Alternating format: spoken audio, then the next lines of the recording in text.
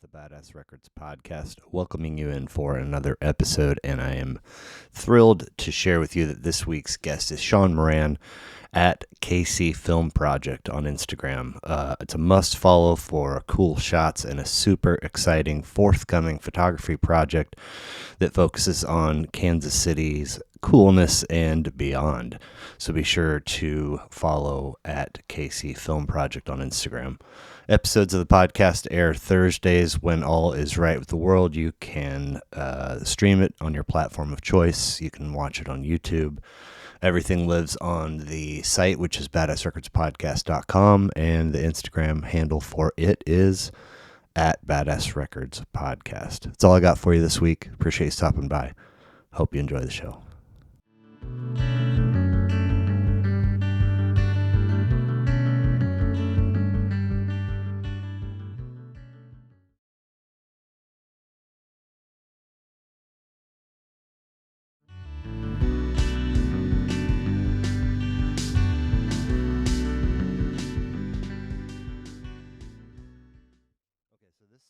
Will wind up being episode 206, Badass Records Podcast. Sean Moran, welcome.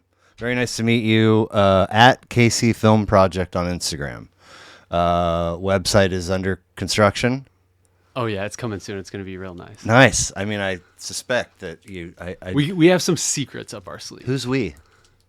Me and the team. The team. Okay, yeah. Good. I like it. I am a huge sucker for good, sharp, savvy verbiage, and the Kansas Cityest photos is good stuff. What makes them that? Yes, I mean, what we're focused on with KC Film Project obviously is bringing the analog experience back to photography and really just the everyday life. We're in such a social media screen-oriented society now. It's really rolled over into photography. I mean, if you look at a photographer just on the street or at a wedding or whatever, they're staring at their screen trying to get this perfect image all the time. In film photography, you don't have those digital screens where you can take a shot and then look at the screen and then go and take another shot and try to make it perfect and edit it on the spot. Film photography is all about, really being free, a lot like music, right? Yeah. Like really being an artist and true to yourself and just trying to capture what you're seeing right then and there. And the cool thing about film is you don't know. Yeah. You don't know. You have to wait to get the reward. We're in such a instantaneous society right now. And that's just photography to me. I had the $4,000 camera. I had the perfect shots. And I sold it because I was like, this isn't artistic. This is just following systems and trying to be what everyone else wants me to be. Yeah. I just want to take pictures of where I'm from and what I'm seeing every day and make art out of that. And so I sold my expensive cameras and setups, and I bought a 1960s film camera. There's no screen. You can't even zoom in on this. You literally have to point and shoot and get in the exact composition angles and everything. I mean, today photographers have lenses big as a football field, right? And they can zoom in and out. I have to literally get into the artistic spots and get the composition. So it's just bringing fun and art back into Kansas City in an analog way. Sure. So, yeah. Not a criticism, but I liked all of the images on the Instagram page and was disappointed when I got to the bottom. I was like, more, give me more. But you have a decent following. Has the page been around for a while, or did you just put it up and it blew up? What happened? Yeah, I think a lot of photographers and myself included, photography's been a sprinkle throughout my life. It really started in college when I got into art and then started traveling around the world with my girlfriend at the time, now wife.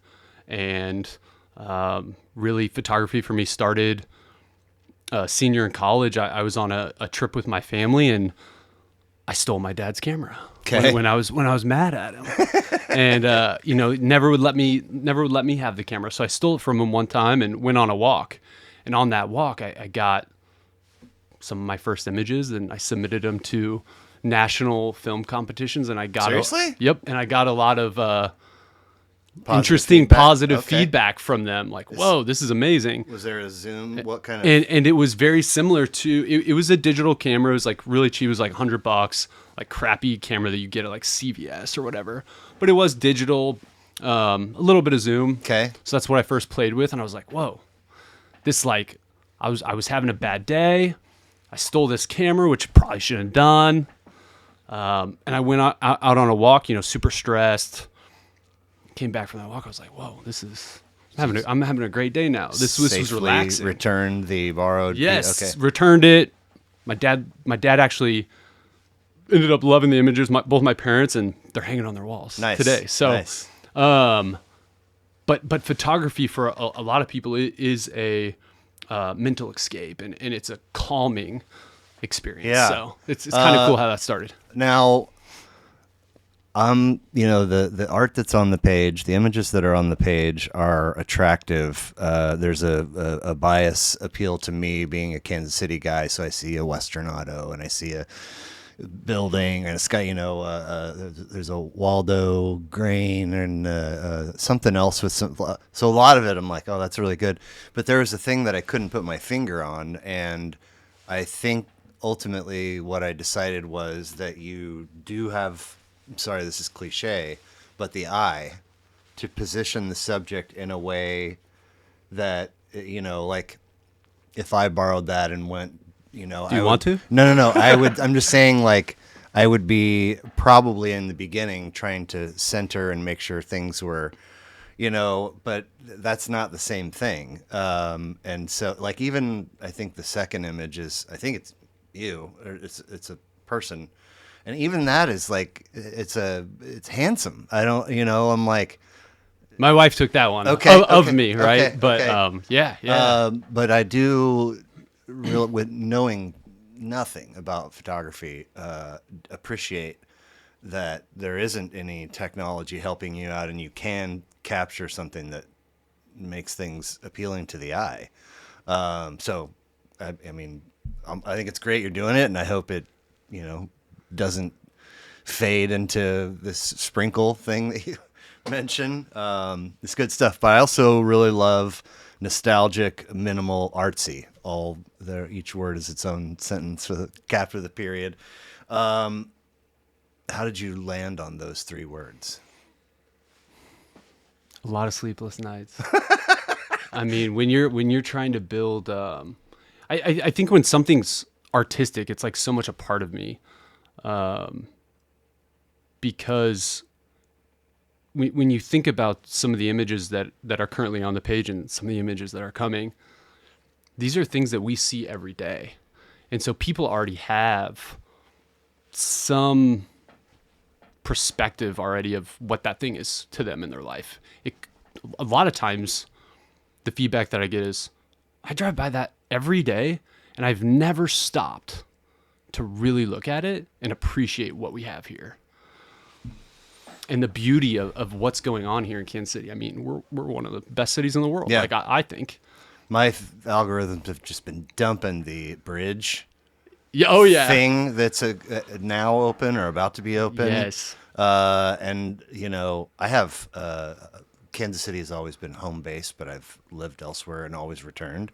Strangely, I have a long history of relationships with bridges. I mean, in some good or bad. Well, I think it's, in some sense they weird me out. I'm always scared to go on those. They weird me out a lot, actually. It just there's no science channel in my brain, so how you make pillars in the water, like just smarter people than me. Exactly. Or they're smarter in different degrees. My mom's folks, actually both my grandparents reached a point where they had their Kansas City ceiling probably because of the cold. One set went to San Diego, the other went to Sarasota. Mom's folks in Sarasota, and at a very young age when we would go visit, I remember in traffic, probably going from the Tampa airport to their house and hit one of these bridges where traffic stops to open up. I'm like, Yeah. get me out of here. This is Big terrifying. boats going through. Yeah, and just this bridge opens, and then how do we know that it closed all the way? And what if you're driving and it's just whatever. But there's, because of the layout of our city and where our airport is, over time there's been a series of bridges. There's one on the Kansas side. I don't know if it's I don't know which highway, but when you approach it, you're like, there's no chance that's going to support a vehicle.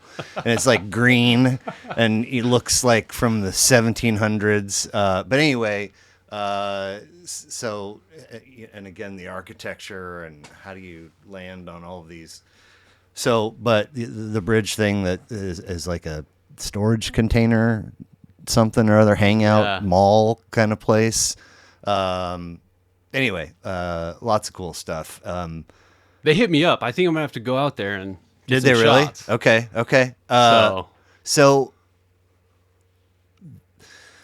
I mentioned being a word nerd, nostalgia. Yes. Just by, if you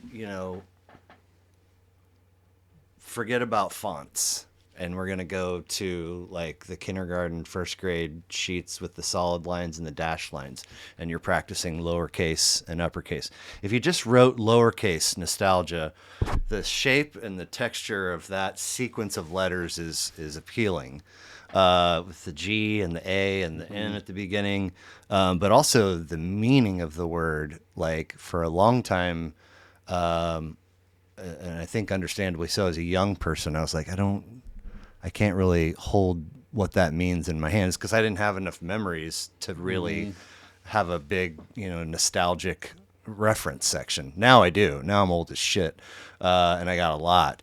And since arriving at this understanding, I've been curious about the appeal of it to us as humans, and I wonder if it's somewhere up there. There's the awareness that our time will come to an end, and so the opportunity to reflect is finite. What does nostalgia mean for you? Yeah, for KC Film Project, we pulled that word in and wanted to be, really that first punchline of what we're doing, because obviously using like my art, like the art is so much a part of me, and I wanted to pull in where I get my style from. And so in the photography world, people would probably call this not nostalgic, but more Americana style photography. So it's capturing things that are basically past. So like the classic American experience, think of these old school diners and motels.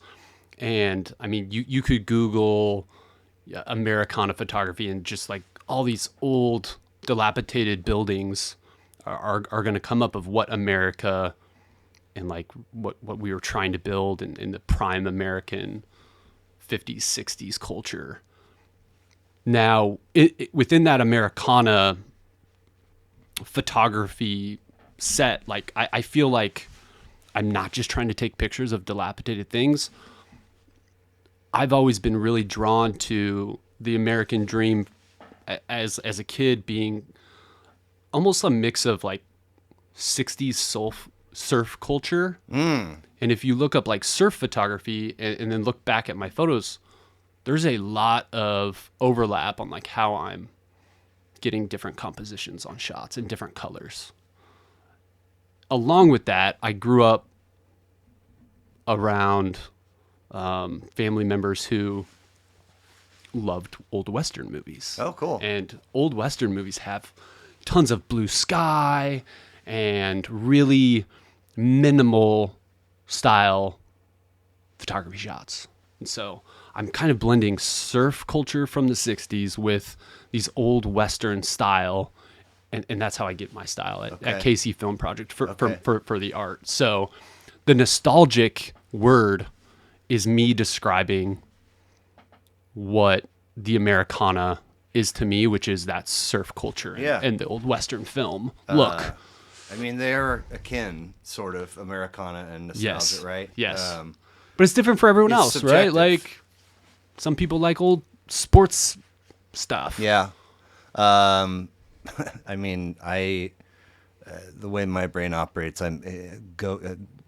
clips of tracks or quotes from movies. Yeah. I mean, you say, or like the word retro. Retro. You say surf, and immediately I'm hearing like Dick Dale, you know.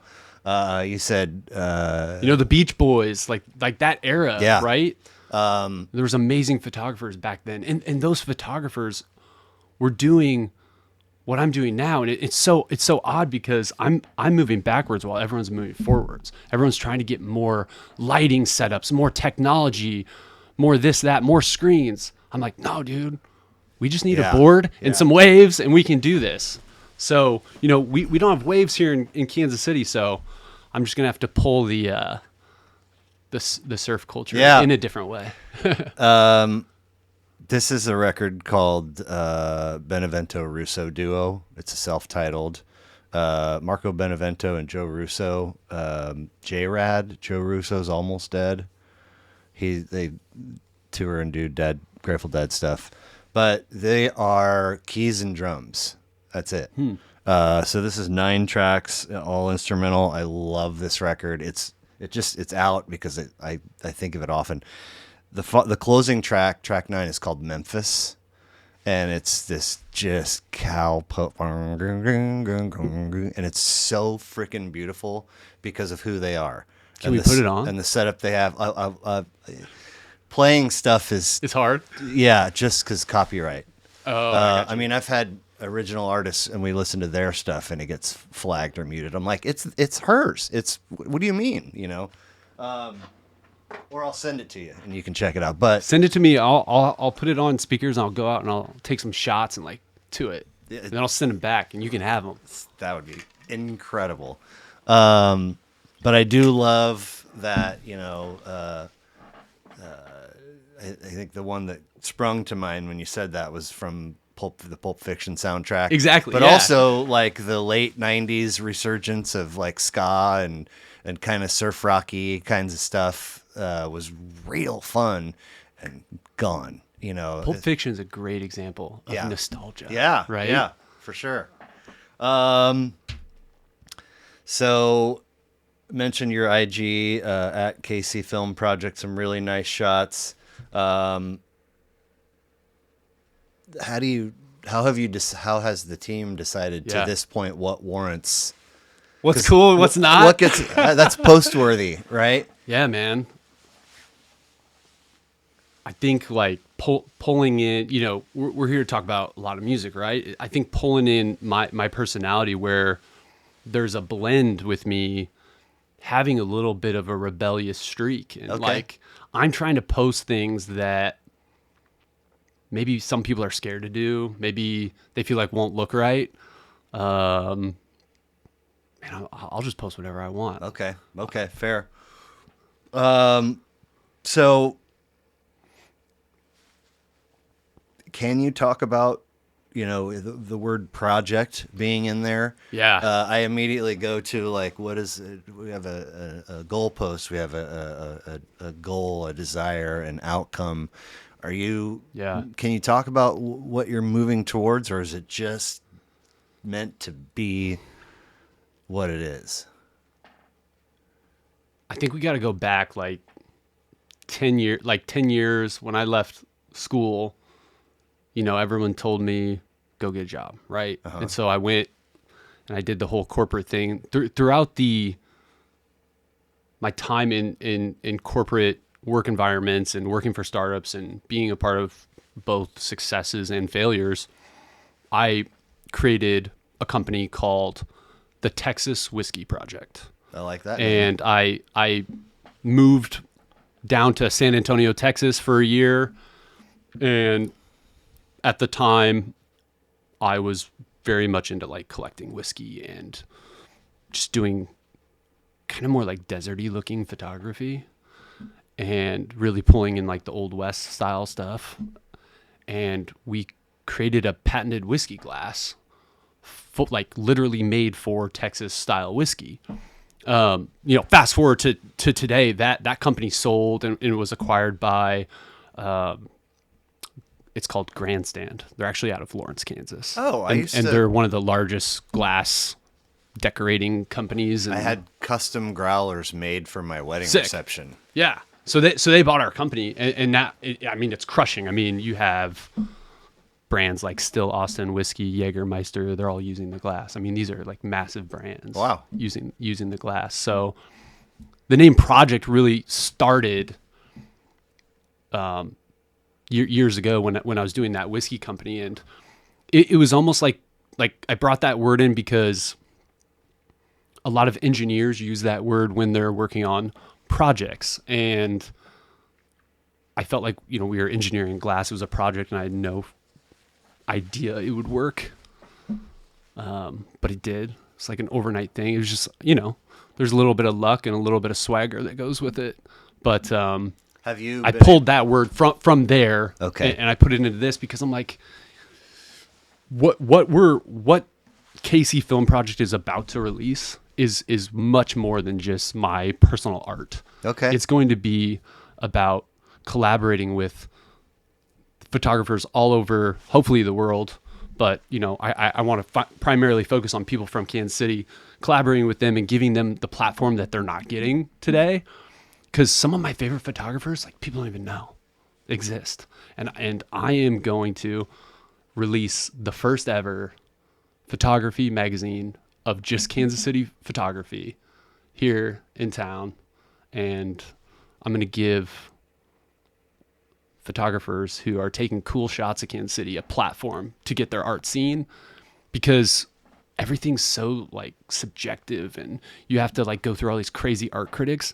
I'm trying to put out the artists that are doing badass work, and like people aren't listening to them. Huh. So I'm going to make them a magazine. Cool. And we're going to drop a retro photo booth and different projects. I like, we have to, if we want KC Film Project to grow and help other artists, like, we have to make money too. So we have to do some different things. Yeah. But yeah, man, the magazine is really what I wanted to drop here today, because it's going to give so many artists here a platform to get their photography seen. Very cool. So, yeah. You said photography has been like a sprinkle. I've had a sprinkling of photographers on. I do think that I saw a follow situation on Instagram somewhere between KC Film Project and Derek Bennett's. He has done an episode, and our conversation was phenomenal. He's a super, super cool guy. And I think, if memory serves, he does like street shots. Yeah. Of folks. I've seen his stuff that he comes across. And it's wildly appealing. I've had I haven't met him though. Okay. But I've seen his stuff. I've had Josh Plunkett on. There's another guy. Anyway, I don't know, maybe 4, 5, 6 photographers. It's always a fascinating conversation. None of them are similar. The conversations and the that's what's cool about photography, yeah. man. Like, dude, anyone can do it. But like, what's cool about it is you can just be yourself doing it. Like, I'll take a totally different shot of the Scout. Like, the Scout up in Penway Park overlooking the city. The one on your page, it looks like it's like no one's ever seen it from that arched angle. over. You know like he's saying? got bad posture, Mm-hmm. and I'm like, the way I picture him as anyway. Yeah, I know. So no one's ever looked at it from that angle, and so I was like, that's the angle that I want to show people. Cool. But Fox 4 or whatever, they'll just do that same angle every time. It's like, that's not what it is, man. Right there on the pennant. There it is. Upside down, but that's okay. Yeah. So did this acquisition of the whiskey glass company, did the success that they had afterwards stay in tune with how the acquisition went, or were you guys fine with it, or did you go, oh man, we should have done something differently. Yeah, I think there's always like in hindsight, should I have kept it longer and made more money? Probably, but But it I served think a there's purpose. also a thing in business like when you build something from scratch. I like so many people don't understand what it's like to actually be an entrepreneur and build something from complete scratch, to actually get a patent, to actually sell a patent. I mean, it's exhausting. And it can be like a really rewarding exhausting, but it's also like, dude, I'm having to stand at parties all night long because in the whiskey business, I mean, it's a lot of night events, right? And so I'm not seeing my family and stuff like that. And it's long hours, and you're pouring a lot of whiskey, and maybe you're drinking too much whiskey too. Right. So I was just exhausted with it, and I felt like the brands that I was able to get in front of and sell to, they were big, but I thought, man, this could be big enough to be around the world. I just hit a mark with that where it was going to be bigger than where I could take it. And so I wanted to see the glass go around the world and be at some of the world's largest brands. And Sure. so I'm really glad that people like Jägermeister and some of these massive brands, Goose Island in Chicago, have picked it up. Nice. So it's really cool. I can't remember. Are you born and raised in the area? So I'm actually born in Omaha, Nebraska, but Okay. we moved here when I was 2. Okay. And I've been in. I grew up in Lee Summit. Okay. And then I spent like high school and college years in like Overland Park area. Right on. So, Right yeah. on. Siblings? Yep. Got 2 siblings, Okay. and they're both, kind of similar stories. Still here. Right on. KC for life. For Sure. sure. For sure. For sure. Any idea how your folks initially crossed paths? I don't like exactly know how or when, but I know they both grew up in a small town in Iowa, and they listened to a lot of Journey. Did they? And so what's cool about that, Journey the band, right? Right. And I think like everybody knows Journey from the one song, Don't Stop Believin', from like weddings they go to. It's played at every wedding, man. And maybe it's overplayed, I don't know. But Journey to me, like I listen to every album of Journey, like not just Don't Stop, not the one song. And it's cool because it reminds me of like, growing up Sure. with my parents. Nostalgia. Yeah. Right So, on. so it's definitely I mean, cool. they And had to have put out like a dozen or they have a bunch, 14. and they got some crazy artwork on their They covers. do. They do. Yeah, that's another cool thing about all these albums. I think they really have a lot of photography first, artistic thought process. Yeah. It's pretty cool. So lots of Journey and Lots of Journey. under the roof. You're being raised under. And Journey came to KC like 2 years ago, and I was there and I was rocking. There, were you really? And I hope they come back, because I'm going again. It was me and all the 60-year-old ladies. Sure. Okay, so a lot of Journey under your childhood roof, and then you were kind enough to share a list with me, Yes. right? So, not Journey, not your list. Is there an album that stands out that really kind of turned on a light bulb for you, or maybe that you first bought with your own money, or borrowed, or downloaded? I feel like there's 2 Okay. that really stand out to me. I think the first one is probably Eric Clapton's Slowhand. Ooh. And I actually got that from my wife. She got me into vinyl in the first place, and she has the vinyl of that album. And I feel like it was the first album that I appreciated cover to cover. Okay. So like we put it on and we didn't take it off, and it was like I listened to every single word on that thing cover to cover, and I was just like, I need to listen to albums, not just songs. Amen. I need to go cover to cover with all these things to really understand it. And I feel like Slowhand opened up that door. Like, are the real artists just dropping one hit, or are they dropping albums that have a story? So Slowhand kind of opened up the door to like appreciate music in a different way and, Okay. and sit there and really listen to it and have fun with it. And then the album that like I was like, whoa, on was probably Sound and Color. I know that. So Alabama Shakes? Yeah, Alabama Shakes. Okay. I was like, man, this is so different. And I feel like I really vibe with Alabama Shakes because I'm trying to do things in my life that are different and other people aren't doing. And Alabama Shakes sounds different. They're doing everything's different. Now, But they sprinkle, and that's a problem. how many have they put out? I think they just got back together. Okay. So that's cool. Now, I don't fancy myself to have like an amazing singing voice, but it's not terrible. And you know, so if I'm driving solo or whatever, and I'm in, it's not all the time, but if I'm really feeling it and I'm singing along, I have enough range to where, you know, I can kind of get in the neighborhood of what the particular vocalist sounds like. Yeah, that's not bad. C minus, C plus, whatever. I don't know about hers. She's do you sing along? Can you get to that I neighborhood? mean, I'll sing along in the car, but no, I sound horrible. Okay. I mean, that person is amazing, right? It's like Chris Stapleton. They're just born with that. Yeah. That's a gift. Yeah, for That sure. is a gift. Early or first concert memory? Oh man, I feel like my first concert was probably Green Day. Okay. Do you remember the venue? Whoa, that was wild.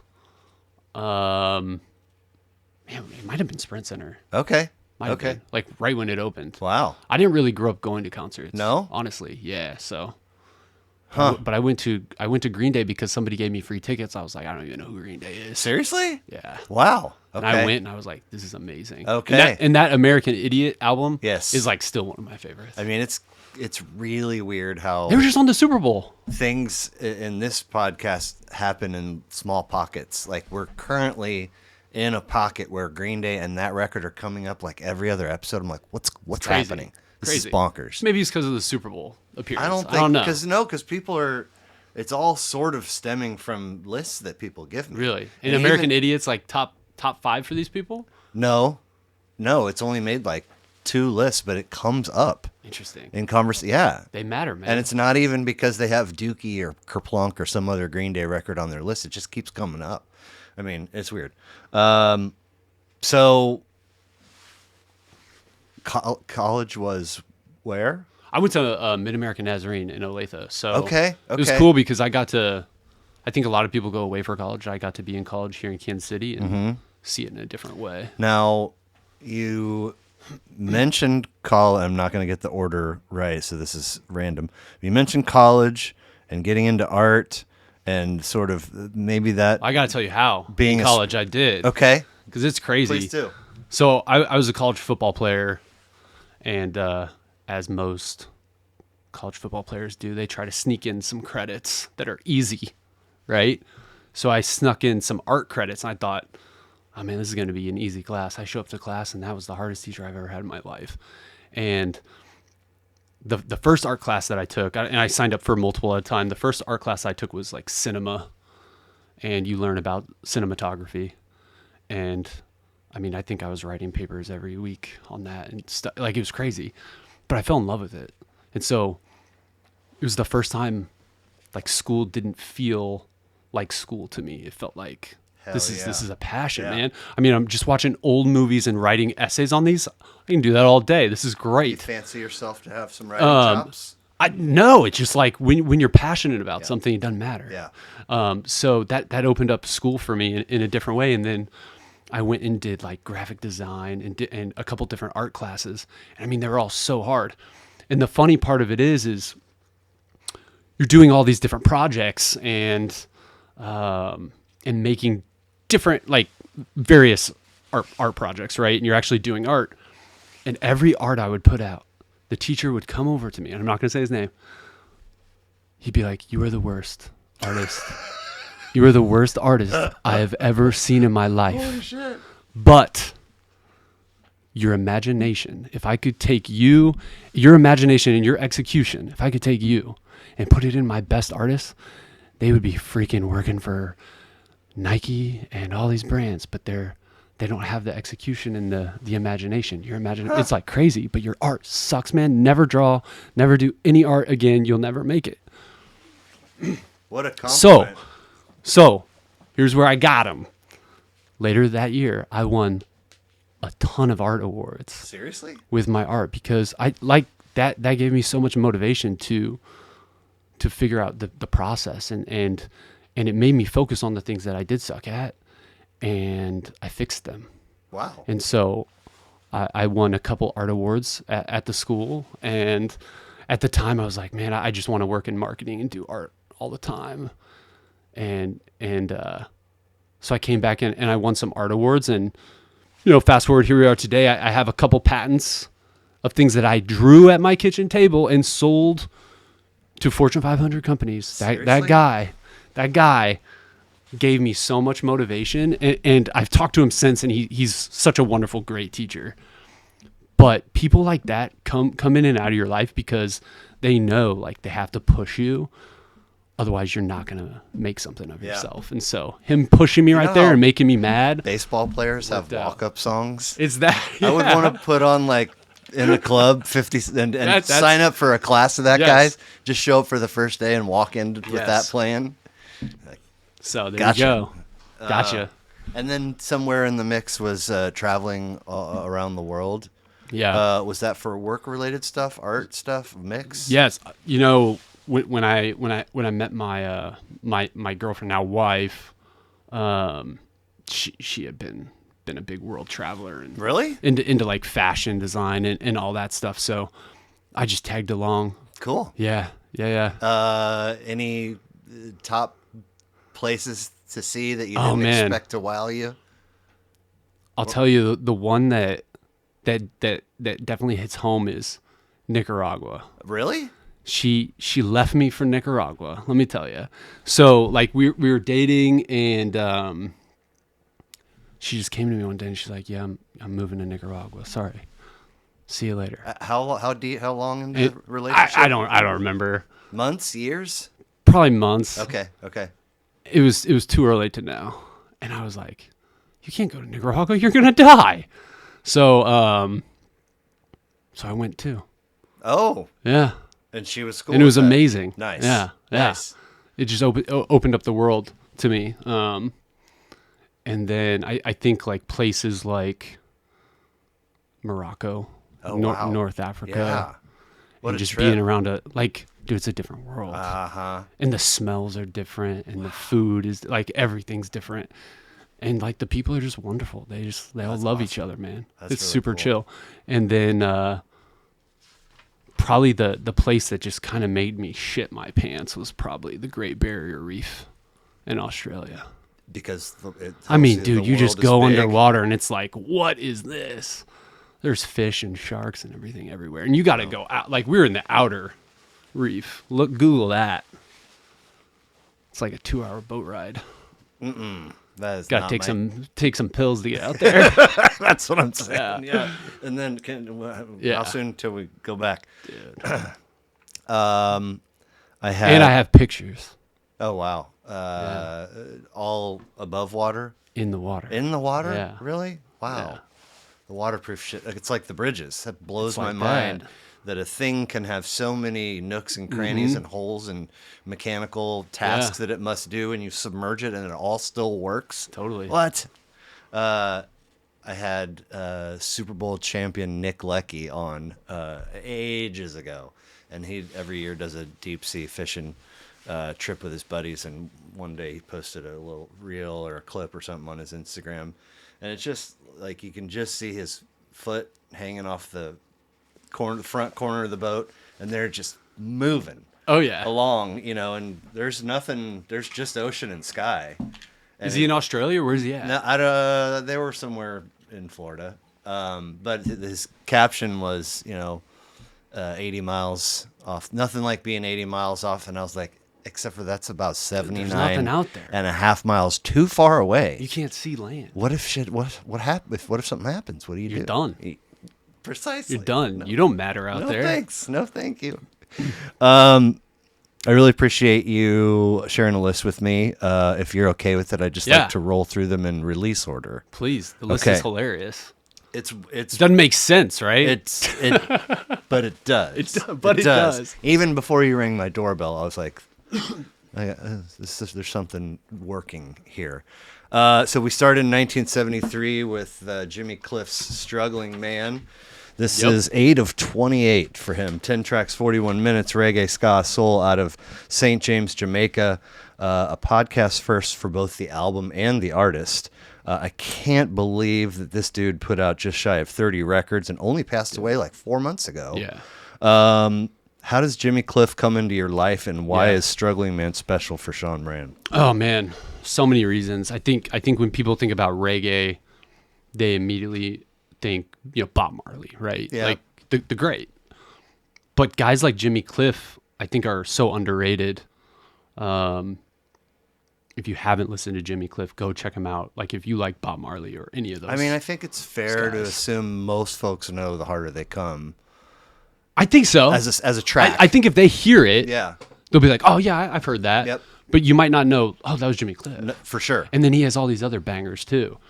So Jimmy, like just a lot of things through my life have been getting over struggles. So I think like this talks a lot about doing that in a reggae-esque way, right? Like being happy and getting through it.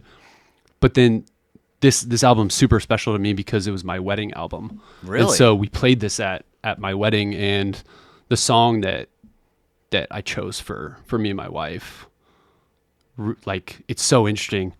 Every year we're married, the song makes more and more sense. And it's Can't Stop Worrying, Can't Stop Loving You. Nice. And that was the song we danced to. And everybody was like, what was that? I've never heard that before. And so we got, all our friends and family onto it too. But cool. Yeah, super, super different. But yeah, we love this album. I play it all the time. And I have it, I do everything on vinyl. So. Okay. So Jimmy Cliff enters your world how? On a trip to Jamaica. Okay. I had this local taxi driver, and I was like, hey man, can we listen to some reggae? And he was like, we're not listening to any reggae, And I was like, perfect. Show me the good stuff. Yeah. And he put on some Jimmy Cliff. Nice. Yeah. So blown away to learn that he has 28 records. Was stunned, and on first view, it was like, he's amazing. I don't know that record. I didn't know there was a record by Jimmy Cliff called Struggling Man. Pull it up. Not even a wiki link.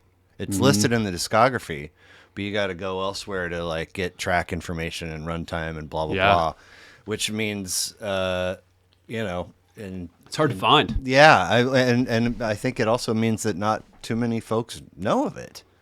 So it's like wild and cool way to start your list. Yeah, it's super cool. And shout out to Josie Records here, downtown KC. I found an old beat up copy of it there. Cool. And I grabbed it. And does it?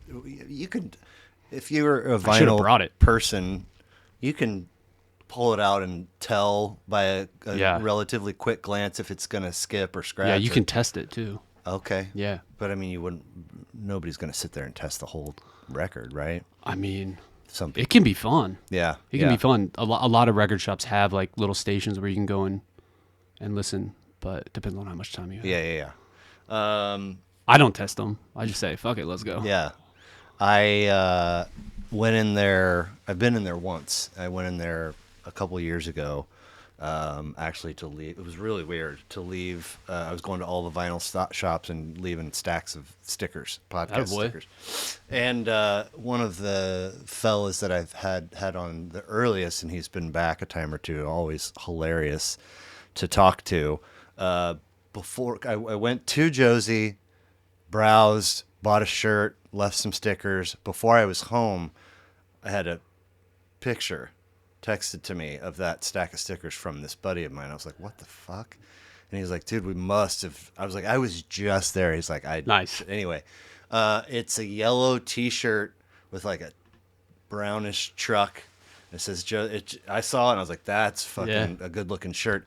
so many compliments in the random. Amazing. Dude, that's a really cool shirt. I'm like, yeah, thanks. Well, I bought Josie it. Records. Yeah.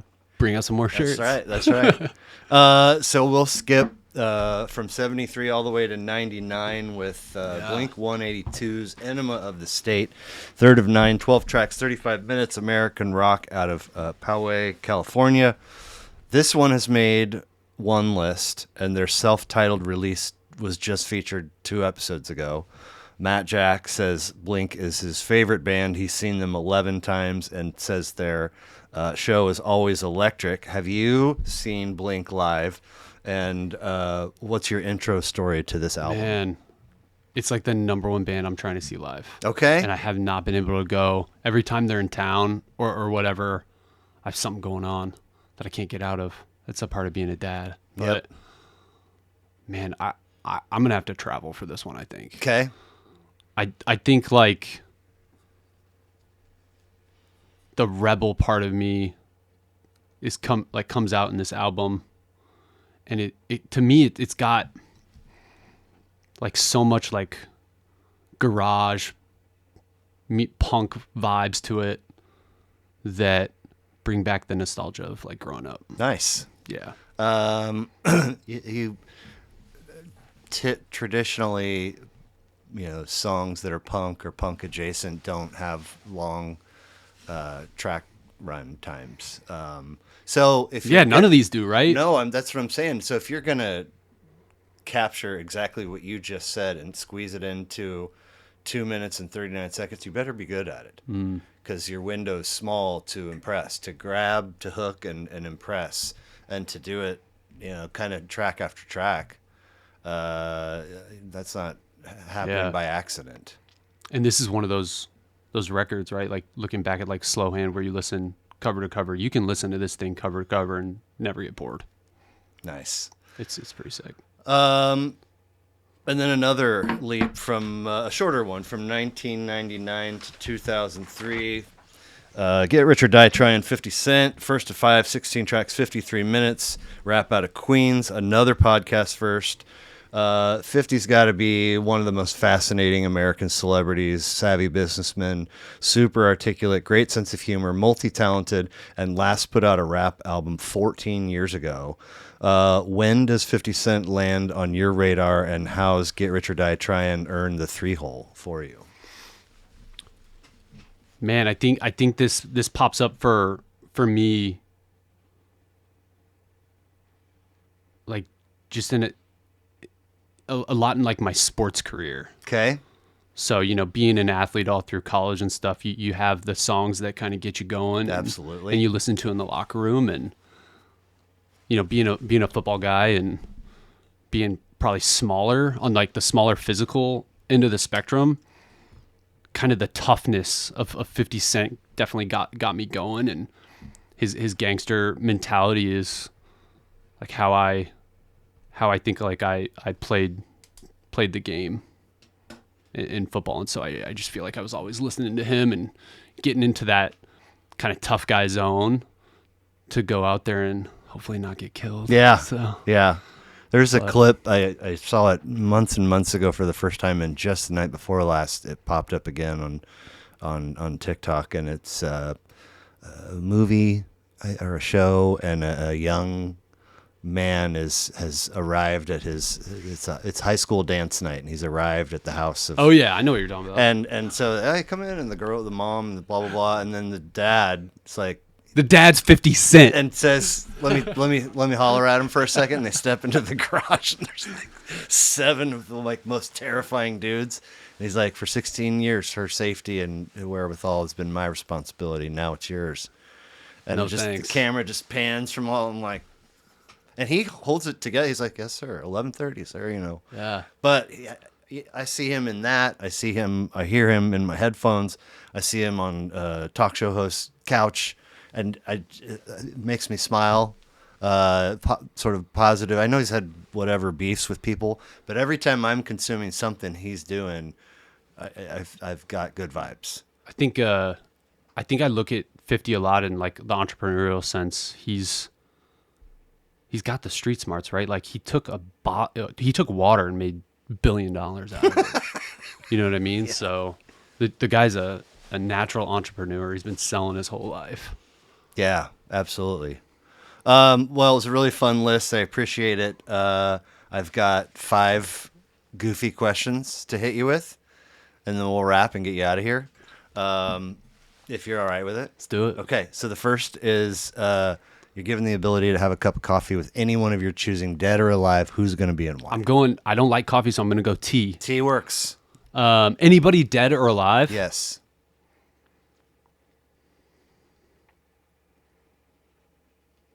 John Candy. I want to have fun, man. Yeah. I just want to I don't want to say a word. Have you watched the doc? I just want to listen. Yeah. Have you seen the documentary? I have not. I haven't need either. to. I haven't either. And I understand that you should have your box of Kleenex with you if you're that type of dude, which I am. I mean, I don't know how many times. I want funny John Candy. Okay, so Planes, Not Trains, serious. and Automobiles. Yeah. You get a good mix of both. Yeah. I've seen that movie. Or Uncle Buck Uncle version, Buck's good. right? Yeah. The backfiring. I don't want to go. I don't want to go to coffee and have a serious conversation. Sure. That's fair. Let's get the day started right. If we can pretend or imagine that we all have a personal and a professional bucket list, you're given all the necessary resources to go knock out number 1 on each of those lists. What are those number 1s? I'm making a zombie movie. Hands down. Okay. Number 1. I love it. Have to. Okay. That's what I want. And yours is going to be different from the It's going to be on ones film. that have. Oh, okay. Real film. Interesting. Yeah. I'm assuming you've seen Inglourious Bastards? Yes. When she, at the end the theater scene, when she splices in the did that scratch itches for you in the film? So many films are scratching it, and getting me geared up towards that. It's definitely on the project list. Okay. You said that with conviction. Sure. I'm making a zombie movie. I'm making one. And so you mean it? Yeah. Okay. Now, and it's going to be in KC. Okay. Very cool. Yeah. Is that personal, professional, or is it both? It's both, okay. Right? Yeah, absolutely. Totally. This one, we're not trying to change who Sean Moran turned out to be. This is not cloaked in regret. Okay. It's just for grins. But you're given the ability to visit your past self at any age of your choosing. What age are you choosing, and what are you saying? Oh, man. Probably, when I think back, I think of standing out at lemonade stands at age 7, 8. I'd probably go grab a lemonade from me and be like, don't listen to anybody. That's awesome. Just do whatever you're feeling. How many times do you think you ran a stand? A lot, man. Really? We were trying to make those quarters. That's awesome. There's a lot of stuff you got to buy as a kid. That's right. Bubble gum, cups. ice cream. Yeah. It adds up. Yeah, for sure. I assume that you're aware that at one point there was a television program called Fear Factor. Yes. This is early reality TV. Joe Rogan, duh. Joe Rogan. You win the challenge by tolerating the gross, right? This is not that. This is real life. You got to get from point A to point B. In the middle is your biggest source of anxiety, fear, creeps, whatever it is. You got to get past it. What is it? Tarantulas. Okay. And bro, I guess you've been. I've had experiences. I was just about to say you must have crossed paths. I've crossed paths with a couple of tarantulas, and I sing really good when I see a tarantula. Really good. Alabama Shake's good. I'll tell you 2 quick stories on tarantulas. Yeah. One, I'll tell you one. I jumped into I jumped into a little pond in the middle of a rainforest. Fuck no.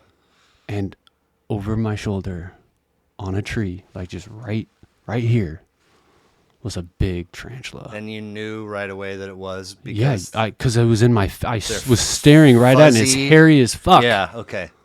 And I swam really fast and got out of there, and I was screaming, and yeah, and I've seen a couple since too. No thanks. Because tarantulas are down in San Antonio. Oh yeah. Everywhere. Okay. They're in their houses, man. So I've seen some down there. God, both times. In the kitchen. Of where you live? Yeah. Gotta move. Yeah. Gotta move. Yeah. And another example of how my brain, you've said that name of that city twice. Immediately the Eagles song Down around or whatever tune that is. I think it's Take It Easy, perhaps. Yeah. Anyway, last but not least, complete this for me, please. The world would immediately become a better place in which to live if only.